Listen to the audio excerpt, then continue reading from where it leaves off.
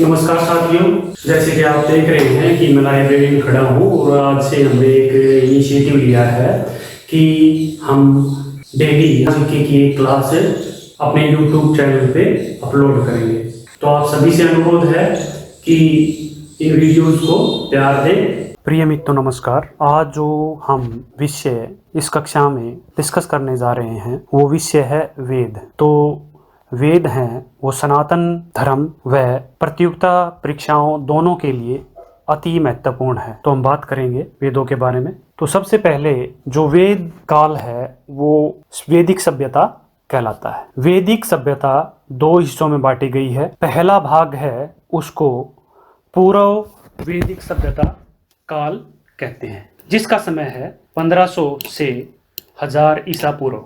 दूसरा भाग है उसको उत्तर वैदिक काल कहा जाता है। इसका समय है 1000 से 600 ईसा पूर्व। वेदों की संख्या 4 मानी गई है। वेद शब्द का अर्थ है ज्ञान, मीन नॉलेज।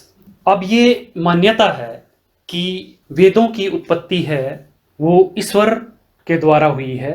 तो जो वेद हैं विभिन्न ऋषियों को ईश्वर द्वारा उनकी शिक्षा दी गई, उनके बारे में बताया गया। तो मान्यता है कि ऋग्वेद है वो ईश्वर द्वारा सुनाया गया अग्नि ऋषि को। यजुर्वेद है वो वायु ऋषि को सुनाया गया। सोमवेद है वो आदित्य ऋषि को सुनाया गया। और जो अथर्ववेद है वो अंगिरा ऋषि को सुनाया गया। तो वेद हैं उनको श्रुति भी कहा जाता है। श्रुति क्यों कहा जाता है? आप देख रहे हैं एक गुरु बैठे हुए हैं और उनके सामने कुछ शिष्य हैं जो वेद के प्रसंग हैं अपने शिष्यों को सुना रहे हैं और शिष्य उसको ग्रहण कर रहे हैं। क्योंकि वेद हैं एक पीढ़ी से दूसरी पीढ़ी तक सुनी हुई अवस्था में पहुंचे, इसीलिए वेदों को श्रुति भी कहा जाता है। तो ऋग्वेद का विभाजन श्री कृष्ण द्वैपायन द्वारा किया गया। इसका कारण यह था कि कलयुग में मनुष्यों की याद करने की क्षमता घट गई थी। कलयुग से पहले मनुष्यों की याद करने की क्षमता ज्यादा थी। ऋषि और मुनि कलयुग से पहले पूरे ऋग्वेद को एक ही समय में याद कर पाते थे, लेकिन कलयुग में मनुष्यों की याद करने की क्षमता घटने के कारण ईश्वर ने निर्णय लिया कि जो वेद हैं उनको विभाजित किया जाए, उनका व्यास किया जाए। ये कार्य श्री कृष्ण द्वैपायन को सौंपा गया। उन्होंने वेदों का विभाजन किया, इसीलिए उनको वेद व्यास कहा जाता है, क्योंकि व्यास का अर्थ है बांटना या विभाजित करना। अब हम आगे बढ़ेंगे। जो वेदों में कुल मंत्र हैं सभी वेदों को मिला के वो हैं 20,389।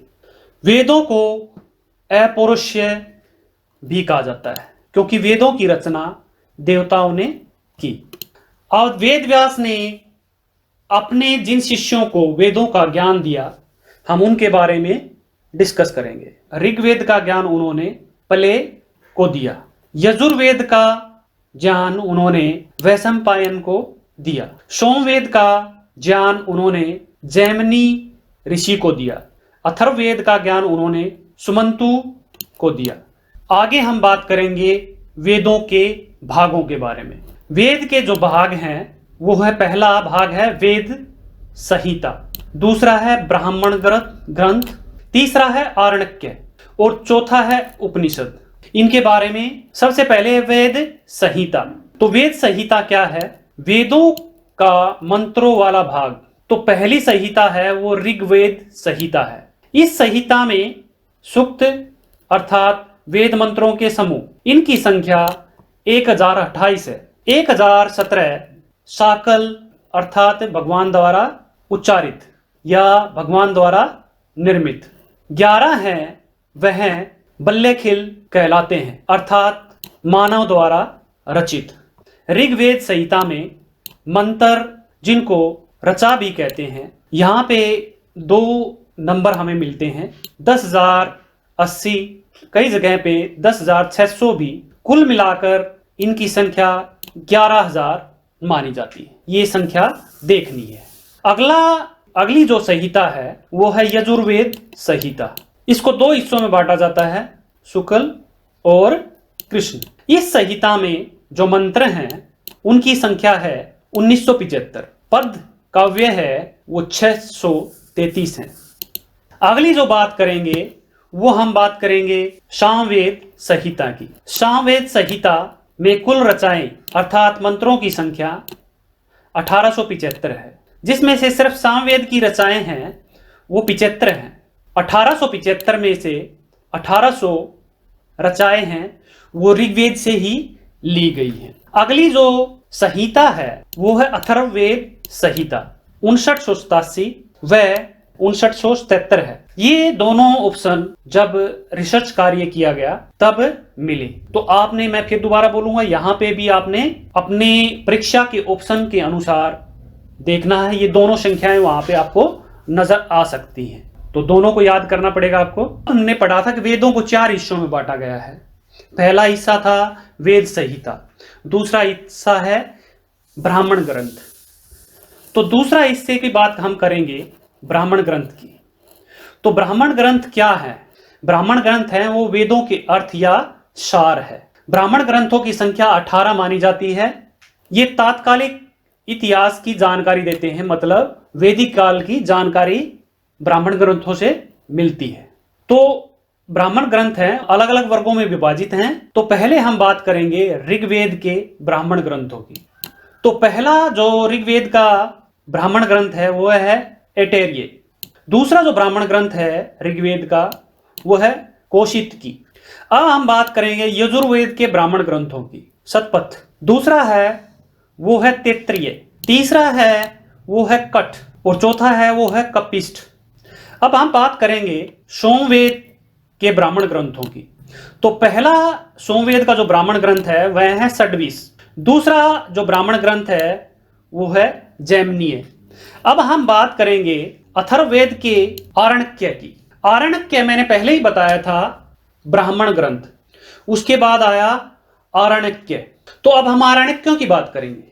तो आरण्यक है उसका अर्थ होता है वन या एकांत। इनका नाम इसलिए पड़ा ये क्योंकि इनका जो अध्ययन है वो एकांत में या वनों में किया जाता है। महापुरुष या ऋषि हैं वो इनके अध्ययन के लिए वनों में चले जाते हैं, इसीलिए इनका नाम आरण्यक पड़ा। ब्राह्मण ग्रंथों के ये अंतिम भाग माने जाते हैं। बाद में इन्हीं से उपनिषदों का विकास हुआ। इनमें ज्ञान व चिंतन पर बल दिया जाता है, क्योंकि अकेले रहकर व्यक्ति ज्ञान अर्जित करता है व चिंतन करता है। आरण्यक हैं वो वानप्रस्थ आश्रम के लिए बहुत महत्वपूर्ण है।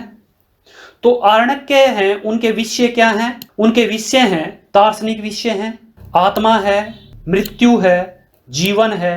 अब हम जो आरण्यक हैं वो भी अलग अलग वेद के अलग अलग हैं। तो ऋग्वेद के आरण्यकों की बात हम करेंगे। ऋग्वेद के जो आरण्यक हैं वो आरण्यक है, इसमें 5 भाग हैं। अध्यायों की संख्या 18 है। जिन विषयों पर इनमें प्रकाश डाला गया है वो है प्राण विद्या, आत्मा का स्वरूप, वैदिक अनुष्ठान आदि। अगला जो आरण्यक है वो कहलाता है कौशितकी आरण्यक या सांख्यायन भी कहते हैं। इसके अध्यायों की संख्या 15 है। इसके भाग 3 से 6 तक का संकलन कौशितकी उपनिषद के रूप में किया गया है। अर्थात जो कौशितकी आरण्यक है उसके भाग 3 से 6 तक की जो रचनाएं हैं उनको मिलाकर कौशितकी उपनिषद का निर्माण किया गया है। अब इसमें जो वर्णन है वो महावर्तों का वर्णन है, अग्निहोत्रों का वर्णन है। इसी आरण्यक में काशी, कुरु व पंचाल का वर्णन भी मिलता है। तो ये सारे तथ्य हमारे लिए परीक्षा के लिए महत्वपूर्ण हो जाते हैं। वह हमारे बच्चों को हम वैदिक ज्ञान की जानकारी भी दे सकते हैं। अब हम बात करेंगे यजुर्वेद के आरण्यक की। यजुर्वेद के आरण्यक हैं उनको 2 भागों में विभाजित किया गया है। दूसरा भाग है कृष्ण। यजुर्वेद के शुक्ल भाग के आरण्यक को वर्धा आरण्यक यजुर्वेद के कृष्ण आरण्यक को तैत्तिरीय आरण्यक कहा गया है। इसमें 10 परिच्छेद व परपाठ्य हैं, जिनमें स्वाध्याय व अभिचार का वर्णन है। 7वें, 8वें, 9वें परपाठ्यक है, उसको तैत्तिरीय उपनिषद कहा जाता है, या उससे तैत्तिरीय उपनिषद बना है।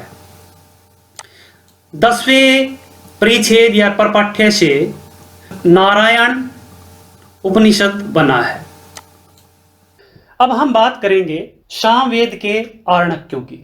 तो सामवेद के आरण्यक हैं, उनके 2 भाग हैं। तावलकर आरण्यक, जिसको जैमिनियों उपनिषद भी कहते हैं। दूसरा है छांदोग्य आरण्यक। अथर्ववेद के आरण्यक नहीं है। अब हम आगे बढ़ेंगे। मैं फिर दोबारा रिपीट कर रहा हूं। वेद हैं, उनके 4 भाग हैं। पहला भाग है वेद संहिता, दूसरा भाग है ब्राह्मण ग्रंथ, तीसरा भाग है आरण्यक, और आरण्यकों से क्या निकला है? उपनिषद। इन सभी का विभाजन इसलिए किया गया क्योंकि जो कलयुग के मनुष्य हैं, इनका अध्ययन अपनी जरूरतों के अनुसार कर सके। आगे बढ़ेंगे तो उपनिषद को उत्तर आरण्यक भी कहते हैं। उपनिषद का अर्थ है गुरु के समीप बैठकर पढ़ना। उपनिषद हैं, उनका संबंध है दर्शन से। उपनिषद हैं, इनकी कुल संख्या 108 मानी गई है। मुख्य हैं वो 13 हैं और 11 प्रमाणित उपनिषद माने गए हैं।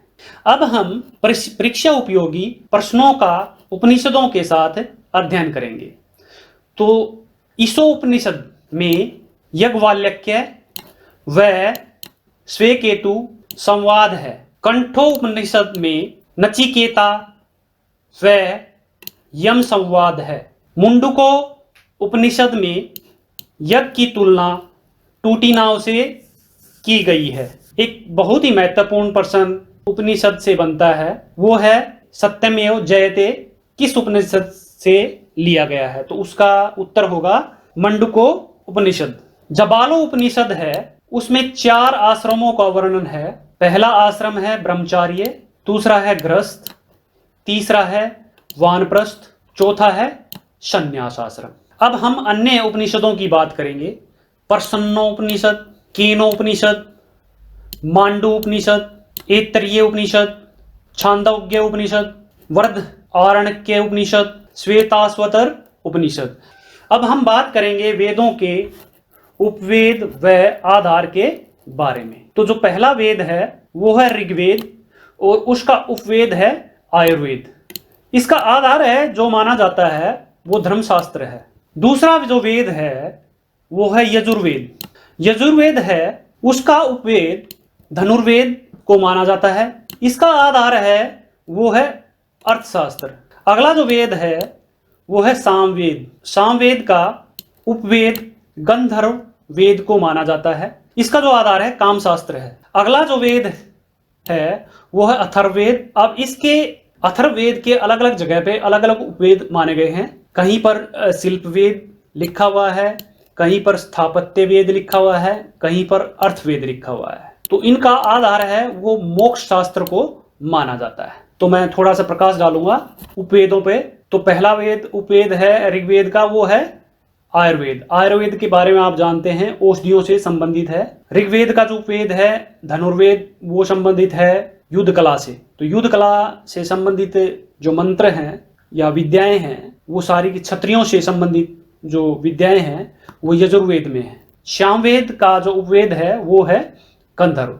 तो आपने देखा था अर्जुन ने महाभारत में अज्ञातवास के दौरान नृत्य का प्रशिक्षण भी लिया था। अथर्ववेद जैसे आप जानते हैं शिल्प और स्थापत्य का मतलब है भवन निर्माण या कुछ भी निर्माण से है। और अर्थवेद का मतलब है कि पैसे के लेन देन से संबंधित है, ये व्यापार से संबंधित है। अब हम आगे बढ़ेंगे। अब हम बात करेंगे वेदों के स्रोत व महत्व के बारे में। भंडारकर ओरिएंटल रिसर्च इंस्टीट्यूट कहाँ पे स्थित है? ये पुणे में। यहाँ पर ऋग्वेद की बेहद दुर्लभ 30 पांडुलिपियां रखी हुई हैं और उनकी प्रतियों की संख्या है वो 28,000 है। आपको जानकर बड़ा हर्ष होगा कि United Nations education scientific and culture organisation, जिसको यूनेस्को कहते हैं, उसने वेदों की इन प्रतियों को विश्व धरोहर में शामिल किया है। आपने वीडियो देखा होगा और आपको शायद अच्छा लगा होगा। अगर आपको अच्छा लगा तो वीडियो को शेयर और लाइक जरूर करिए, क्योंकि ये जो वीडियो है ये बनाया गया है, इसका उद्देश्य एक एजुकेशन को प्रमोट करना है, क्योंकि हम एक फ्री ऑफ कॉस्ट लाइब्रेरी साथी सारे मिलकर चला रहे हैं। उसी उद्देश्य के लिए हमने एक यूट्यूब चैनल शुरू किया है।